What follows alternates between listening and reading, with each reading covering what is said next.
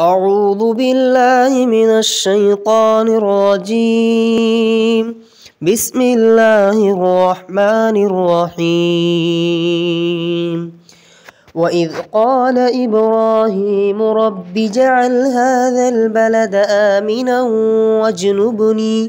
واجنبني وبني أن نعبد الأصنام. رب إنهن أضللن كثيرا من الناس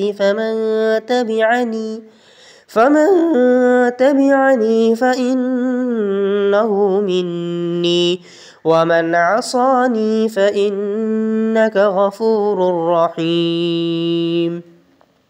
ربنا إني أسكنت من ذريتي بواد غير ذي زرع عند بيتك المحرم ربنا ليقيموا الصلاة فاجعل أفئدة من الناس تهوي إليهم وارزقهم من الثمرات لعلهم يشكرون.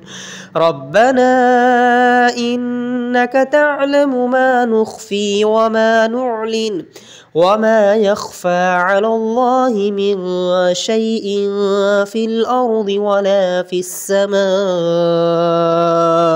الحمد لله الذي وهب لي على الكبر إسماعيل وإسحاق إن ربي لسميع الدعاء.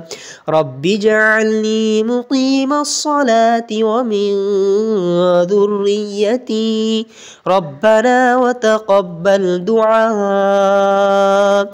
ربنا اغفر لي ولوالدي وللمؤمنين يوم يقوم الحساب.